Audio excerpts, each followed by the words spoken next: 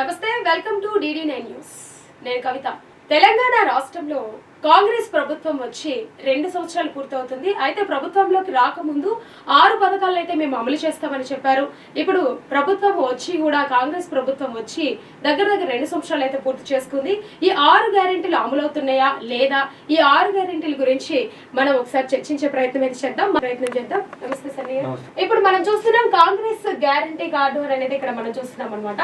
మొదటిగా మనకి 6 పాయింట్లు ఉన్నాయి. ఆన్లో ఫస్ట్ అసలుకి వీళ్ళు చెప్పినవి అన్ని అమలు చేస్తున్నారా లేదా అనేది చూసుకున్నట్లయితే మహాలక్ష్మి మహిళలకు ప్రతి నెల 2500 అయితే ఇస్తామని చెప్పారు. అలాగే 500కే గ్యాస్ సిలిండర్, ఆర్టీసీ బస్సుల్లో ఉచిత ప్రయాణం కూడా కల్పిస్తామని అయితే కాంగ్రెస్ ప్రభుత్వం చెప్పడం జరిగింది. సో ఇది అమలు అవుతుంది అంటున్నారా లేదా, మీ విశ్లేషణలో మీరు చెప్పండి. తెలంగాణ రాష్ట్రంలో కాంగ్రెస్ పార్టీ అధికారంలోకి వచ్చిన తర్వాత మేము తక్షణమే 100 రోజుల్లోనే 6 గ్యారంటీలన్నీ కూడా మేము అందిస్తామంటూ కూడా స్వయంగా సీఎం రేవంత్ రెడ్డి చెప్పిన పరిస్థితి. అయితే పూర్తిగా కూడా ఈ మహాలక్ష్మి పథకానికి సంబంధించి పూర్తిగా కూడా అక్కడ ఉన్నటువంటి ఎవరైతే తెలంగాణ రాష్ట్ర వ్యాప్తంగా ఉన్నటువంటి మహిళలు సంబంధించి ఉచిత బస్ పథకం అయితే పెట్టింది. అది మెచ్చుకోదగ్గ అంశం. అయితే 2500 రూపాయలు మహిళలకి మేము ఇస్తామని చెప్పేశారు. అది ఇంతవరకు కూడా అమలుకి నోచుకోలేదు. అంటే యావత్ తెలంగాణ రాష్ట్ర వ్యాప్తంగా కూడా మహిళలందరూ కూడా కాంగ్రెస్ ప్రభుత్వం వస్తే మన బతుకులు మారుతాయి, మనకు సంక్షేమ పథకాలు అందుతాయి, బీఆర్ఎస్ పార్టీ పాలన మొత్తం అరాచక పాలన అంటూ కూడా పెద్ద ఎత్తున ఇది చేసిన సంఘటన మనం చూసినాం. చాలా చోట్ల కూడా ఇదేనా పరిస్థితి.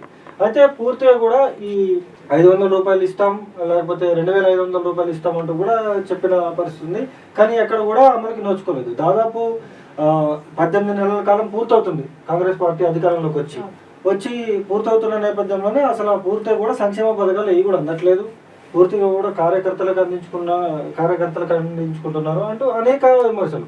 ఏదైతే బీఆర్ఎస్ పార్టీ అధికారంలో దాదాపు 10 సంవత్సరాలు ఉంది. ఈ 10 సంవత్సరాల్లో కూడా తీవ్రంగా కూడా ప్రజలు కావచ్చు, లేకపోతే ప్రతిపక్షంలో ఉన్న నాయకులు కావచ్చు, వీళ్ళందరూ కూడా తీవ్రంగా కూడా ఇబ్బందులు ఎదుర్కొన్నారు మనం చూసినాం గతంలో. ఇప్పుడు ఈ మహాలక్ష్మి పథకానికి సంబంధించి మాత్రం ఎక్కడ కూడా సంక్షేమ పథకాలు అందట్లేదు, మేము తీవ్రంగా ఇబ్బందులు ఎదుర్కొంటున్నాం అంటూ కూడా క్లియర్గా వాళ్ళు చెప్తున్న పరిస్థితి. ఇది మహాలక్ష్మికి సంబంధించింది. 500కే గ్యాస్ సిలిండర్ కూడా ఇస్తామని కూడా చెప్పారు.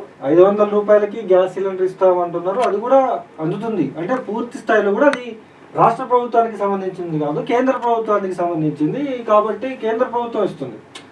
ఈ 500 రూపాయల గ్యాస్ సిలిండర్ అనేది కేంద్ర ప్రభుత్వం ఇచ్చింది. ఆ కేంద్ర ప్రభుత్వం నుంచే ఇది వస్తుంది. ఇది మేమే చేసామంటూ కూడా జబ్బలు జరుచుకుంటున్న పరిస్థితి. నెక్స్ట్ వచ్చేసి రైతు భరోసా ప్రతి ఏటా 15,000 రూపాయలు చొప్పున రైతులకు కౌలుకు ఇస్తామని చెప్పారు. కౌలు రైతులకు అయితే 15,000 రూపాయలు ఇస్తామని చెప్పారు. నెక్స్ట్ వచ్చేసి 12,000 రూపాయలు కూడా వ్యవసాయ కూలీలకు వర్తిస్తుంది, మేము ఇస్తామని చెప్పారు. వరి పంటకు 500 బోనస్ కూడా ఇస్తామని చెప్పారు. దీని పరిస్థితి ఏమంటారు? రైతులకు సంబంధించి యావత్ తెలంగాణ రాష్ట్ర వ్యాప్తంగా కూడా తెలంగాణ వచ్చిన తర్వాత బీఆర్ఎస్ పార్టీ అధికారంలో ఉంది. దాదాపు 10 సంవత్సరాల అధికారంలో ఉంది. 10 సంవత్సరాల అధికారంలో ఉన్నప్పుడు దాని పేరు రైతు బంధు, రైతు బీమా ఇలా పెట్టారు. వీళ్ళు రైతు భరోసా అని చెప్పేసి పెట్టారు. సేమ్ పథకాన్ని మేము ఇంప్లిమెంట్ చేస్తామన్నారు.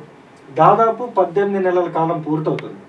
18 నెలల కాలం పూర్తయినప్పటికీ ఈ 15,000కి సంబంధించి దాదాపు 2 సార్లు వేశారని చెప్పేసి మాట్లాడుతున్నాం తెలంగాణ రైతాంగం మొత్తం కూడా. ఈ 12,000కి 12,000 ఇస్తాం, లేకపోతే 15,000 ఇస్తాం అని చెప్పేసి చెప్పారు. ఎక్కడ కూడా అమలుకి నోచుకోలేదు. ఈ విషయంలో మాత్రం అట్టర్ ఫ్లాప్ అయ్యారు. ఏదైతే దీనికి 3వ పాయింట్కి సంబంధించి మద్దతు ధర 500 రూపాయలు మేము ఇస్తామని చెప్పేసి అన్నారు. అది అమలు అవుతుంది. దాదాపు 2 సీజన్ల నుంచి ఇస్తున్నారంటూ కూడా రైతులు మాట్లాడుతూ ఉన్నారు.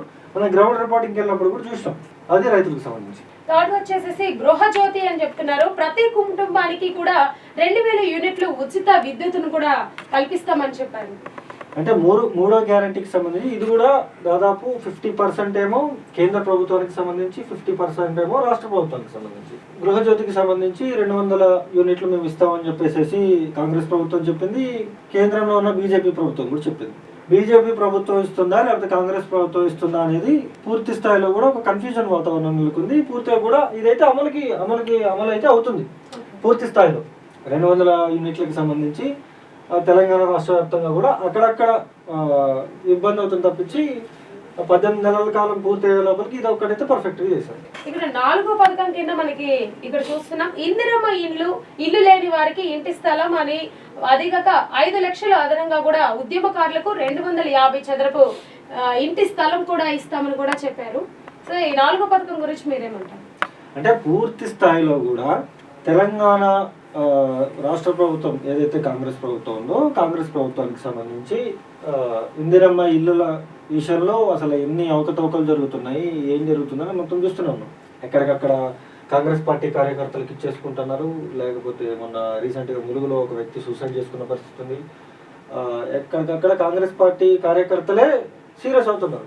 అంటే ఇల్లులు ఉన్న వాళ్ళకి ఇల్లులు రాసుకుంటున్నారు, మా పేర్లు తీసేస్తున్నారు అంటూ కూడా లబోదీపం అంటూ యావత్ తెలంగాణ ప్రజలంతా కూడా కాంగ్రెస్ ప్రభుత్వం వచ్చిన తర్వాత మన బతుకులు మారుతాయి, లేకపోతే కాంగ్రెస్ ప్రభుత్వం వచ్చిన తర్వాత మనం అభివృద్ధి చెందుతాం అనుకున్నటువంటి కాంగ్రెస్ పార్టీ కార్యకర్తలు కావచ్చు, ప్రజలు కావచ్చు, వీళ్ళంతా కూడా లబోదీపం అంటూ కూడా ఇదవుతున్న పరిస్థితి. ఎక్కడికక్కడ సూసైడ్లు చేసుకుంటా ఉన్నారు, ఎక్కడికక్కడ ఇదవుతున్న పరిస్థితి ఉంది. ఉద్యమకారులకి మేము ఇంటి స్థలాలు ఇస్తా ఉన్నారు. ఎక్కడ పట్టించుకున్నారండి తెలంగాణలో ఉద్యమకారులని?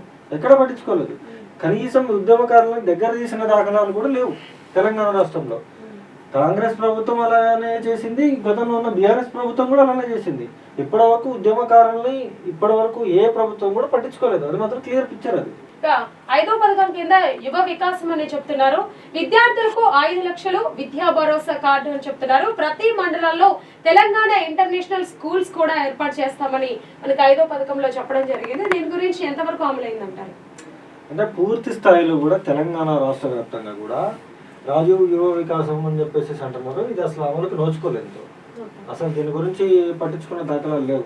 ఏదో 6 గ్యారంటీలో ఒక గ్యారంటీ ఇచ్చినాం కాబట్టి ఏదో హడావిడులు చేయాలి కాబట్టి. ఎందుకంటే ఇది గ్రౌండ్ లెవెల్లో బాగా ఇంపాక్ట్ పడుతుంది. ఏమవుతుందంటే రేపు పొద్దున స్థానిక సంస్థల ఎన్నికలు ఉన్నాయి. స్థానిక సంస్థల ఎన్నికల్లో ప్రజలు అసలు ఓటేయాలంటే ఇట్లాంటి జిమిక్కులు ఏదైనా చేయాలి కాబట్టి దీని గురించి కొద్దిగా ముందుకు తీసుకెళ్తున్నా తప్పించి అసలు దీనికి తాడు లేదు, బొంగరం లేదు, అసలు ఏం జరగట్లేదు. రాజీవ్ యువ వికాసానికి సంబంధించి అసలు ఏం లేదు. తెలంగాణ రాష్ట్ర వ్యాప్తంగా కూడా దీనికి సంబంధించి అసలు అక్కడక్కడ మాట్లాడుతూ ఉంటారు.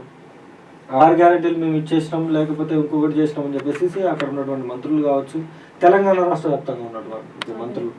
ఇంతవరకు విద్యాశాఖకు మంత్రి లేడు. మన దుర్మార్గం ఏంటంటే తెలంగాణ రాష్ట్రంలో ఆయనే సీఎంగా ఉన్నాడు, ఆయన విద్యాశాఖ మంత్రిగా ఉన్నాడు. ఇప్పుడు మన ఊరు మనబడి అని చెప్పేసి గ్రౌండ్ లెవెల్లోకి మనం రిపోర్టింగ్కి వెళ్ళినప్పుడు మనకు తెలిసింది ఏంటంటే దాదాపు మన ఊరు మనబడికి కార్యక్రమంలో ఏదైతే చిన్న చిన్న స్కూల్స్ ఉంటాయి, ప్రైమరీ స్కూల్స్ కావచ్చు, ఇవన్నీ చిన్న చిన్న పల్లెల్లో చిన్న చిన్న స్కూల్స్ ఉంటాయి.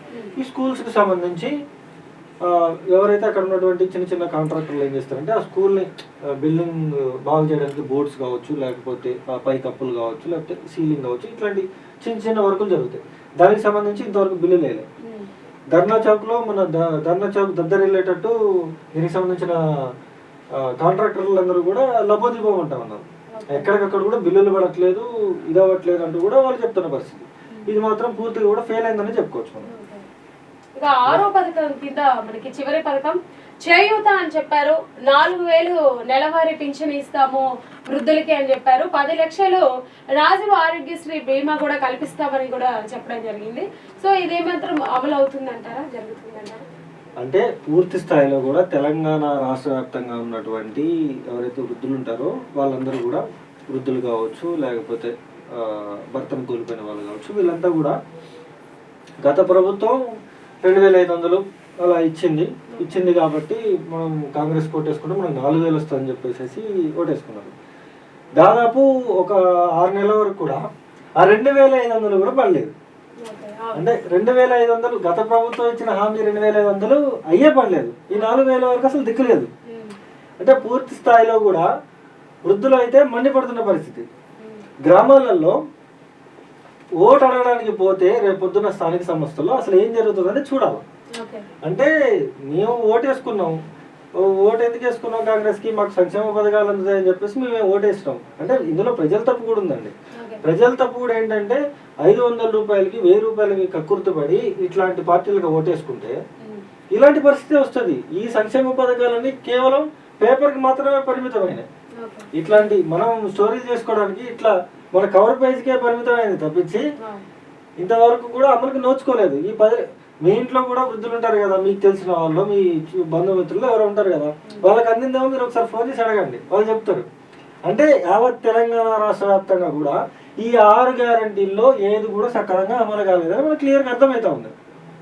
అంటే కాంగ్రెస్ పార్టీ అధికారంలోకి వచ్చే ముందు ఈ దొంగ గ్యారంటీలని చూపించింది. అధికారంలోకి వచ్చిన తర్వాత ఈ గ్యారంటీల్లో మేము అది చేస్తున్నాం మాకు టైం ఇవ్వాలి అని చెప్పేసి రేవంత్ రెడ్డి మాట్లాడుతూ ఉన్నాడు. ఒక పక్క చూస్తేనేమో నా దగ్గర డబ్బులు లేవు, నన్ను దొంగల్లా చూస్తున్నారంటూ స్వయంగా తెలంగాణ రాష్ట్ర ముఖ్యమంత్రి చెప్తున్న పరిస్థితి. అంటే నన్ను చూస్తే డబ్బులు ఇవ్వట్లేదు, నాకు అప్పు పుట్టట్లేదు అంటూ కూడా చెప్తున్న పరిస్థితి. అంటే ఇంతమంది ఉప్పు కొంటున్నారు, పప్పు కొంటున్నారు, ఇంతమంది ట్యాక్స్ పేయర్స్ ఉన్నారు. మరి తెలంగాణ రాష్ట్ర బడ్జెట్ అంతా ఏమవుతుందండి? దేనికి ఖర్చు పెడుతున్నారు? దేనికి కూడా డబ్బులు లేవంటున్నారు కదా. సంక్షేమ పథకాలు అందించడానికే కదా ప్రభుత్వాన్ని గెలిపించుకుంది. కానీ ఒక్కరు కూడా పట్టించుకునే పరిస్థితి. ఇది తెలంగాణ రాష్ట్ర వ్యాప్తంగా ఉన్నటువంటి పరిస్థితి. ఈ 6 గ్యారంటీల్లో కొన్ని అమలైనవి, అంటే పూర్తిగా అమలు కాలేదు, వీళ్ళు చేయరని నేను అనట్లేదు. కొన్ని అమలైనవి, ఏదైతే గృహజ్యోతికి సంబంధించి కావచ్చు, లేకపోతే 500 రూపాయలకి సిలిండర్ కావచ్చు, రైతు బంధు కూడా వేశారు, కాకపోతే లేట్గా వేశారు, పూర్తి స్థాయిలో వేయలేదు. ఇంకోటి 500 రూపాయలు బోనస్ ఇచ్చారు, ఇవ్వలేదు అని మనం అనట్లేదు. కాకపోతే 6 గ్యారంటీలు మేము 100 రోజుల్లోనే చేస్తామని చెప్పి స్వయంగా ఇప్పుడున్నటువంటి రాష్ట్ర ముఖ్యమంత్రి అప్పుడు ప్రతిపక్షంలో ఉన్నప్పుడు మీరు పోయి వెంటనే లోన్ తీసుకోండి, కాంగ్రెస్ ప్రభుత్వం రాగానే నేను మాఫీ చేస్తానని చెప్పి చెప్పారు. చేశారు చేయలేదు నేను అనట్లేదు, చేశారు, పూర్తి స్థాయిలో చేయలేదు. పూర్తి స్థాయిలో ఇప్పుడు 100 మంది ఉంటే అందులో 40 మందికే చేస్తే మరి తెలంగాణ రాష్ట్ర వ్యాప్తంగా ఎంత నెగిటివిటీ ఎందుకు వచ్చింది? ఇప్పుడు మనం ఎక్కడ చూసినా ఇన్స్టాగ్రామ్లో కావచ్చు, లేకపోతే ఫేస్బుక్లో కావచ్చు, ఎక్కడ చూసినా విపరీతమైన నెగిటివిటీ వచ్చింది. బీఆర్ఎస్ 10 సంవత్సరాలు అధికారంలో ఉన్నప్పుడు దాదాపు 5 సంవత్సరాల వరకు కూడా ఎవరు ఏం మాట్లాడలేదు. కనీసం ప్రతిపక్ష నాయకుడు మాట్లాడేంత స్టేజ్ కూడా లేదు. 10 సంవత్సరాలు, దాదాపు 7-8 సంవత్సరాలు, రెండోసారి అధికారంలోకి బీఆర్ఎస్ పార్టీ వచ్చిన తర్వాత 2 సంవత్సరాల వరకు మంచిగానే ఉంది. అంటే 7 సంవత్సరాల వరకు మంచిగానే ఉంది. 8వ సంవత్సరాల నుంచి ప్రభుత్వం మీద వ్యతిరేకత స్టార్ట్ అయింది. వీళ్ళు దాదాపు 18 నెలల కాలం పూర్తి కాకముందే వీళ్ళ మీద ఇంత వ్యతిరేకత వస్తుంది. ఎందుకు వస్తుంది అంటే పూర్తి స్థాయిలో గ్రౌండ్ లెవెల్లో కార్యకర్తలకు కావచ్చు, లేకపోతే అక్కడ ఉంటుండే ఎమ్మెల్యేలు కావచ్చు, వీళ్ళ అరాచకాలు ఎక్కువ అవుతున్నాయి. కొన్ని ప్లేస్లలో మనం చూస్తున్నాం, ఇసుక దందా, లిక్కర్ దందా చూస్తూ ఉన్నాం, లేకపోతే ఇటు ఉన్నటువంటి మైనింగ్ దందా చూస్తూ ఉన్నాం, లేకపోతే రియల్ ఎస్టేట్ దందా చూస్తాం. ఇట్లాంటి దందాలను చూస్తూ ఉన్నాం. ఎక్కడికక్కడ కూడా గతంలో ఉన్న బీఆర్ఎస్ పార్టీ నాయకులే అరాచకాలు చేసిన వాళ్ళు, లేకపోతే స్కాములు చేసిన వాళ్ళు వాళ్ళే ఈ పార్టీలోకి వచ్చారు. ఇక్కడ పదవులు మారుతున్నాయి, పార్టీలు మారుతున్నాయి, కానీ ప్రజాప్రతినిధులు మారట్లేదు. కాబట్టి తెలంగాణ రాష్ట్ర వ్యాప్తంగా ఉన్నటువంటి ప్రజలకి ఇంత దుస్థితి ఏర్పడుతుంది. దీనికి సంబంధించి అసలు ఆ ఉద్యమకారులు కావచ్చు, లేకపోతే ఎవరిని కూడా కాంగ్రెస్ పార్టీ పట్టించుకోవట్లేదు అని చెప్పేసి క్లియర్ మన పిక్చర్ అర్థమవుతుంది. ఒక పక్క ఏమో కార్యకర్తలే కాంగ్రెస్ పార్టీని వ్యతిరేకిస్తున్న సందర్భాలు మనం చూస్తున్నాము. ఎక్కడికక్కడ ఇందిరమ్మ ఇల్లులు, నేను కాంగ్రెస్ పార్టీ జెండా మోస్తున్నాను, నేను ఇంత ఇబ్బంది పడి నేను కాంగ్రెస్ పార్టీకి ఓటేయండి అని చెప్పి నేను తిరిగి, నేను కనీసం నాకు ఇందిరమ్మ ఇల్లు ఇవ్వకుండా ఎవరికో 2 లక్షలు ఇస్తేనో 1 లక్ష ఇస్తేనో వాళ్ళకి ఇందిరమ్మ ఇల్లు ఇచ్చుకుంటున్నారంటూ కూడా పెద్ద ఎత్తున ప్రచారం జరిగింది. మన గ్రౌండ్ రిపోర్ట్లో చూసినాం. అది యావత్ తెలంగాణ రాష్ట్ర వ్యాప్తంగా ఈ 6 గ్యారంటీలకు సంబంధించి. అంటే ఇంకొక 2 సంవత్సరాలు గడిస్తే కాంగ్రెస్ పార్టీ ప్రభుత్వం అధికారం నుంచి దిగిపోతుంది. దిగిపోయిన తర్వాత వరకు వీళ్ళు ఈ 6 గ్యారంటీ అమలు చేస్తారా చేయరా అనేది చూడాలి. సో ఇది పరిస్థితి. ఈ 6 గ్యారెంటీలకి సంబంధించి పూర్తి స్థాయిలో ఇక ముందు రోజుల్లో అమలు చేస్తారా లేదా అనేది మరి వేచి చూడాలి.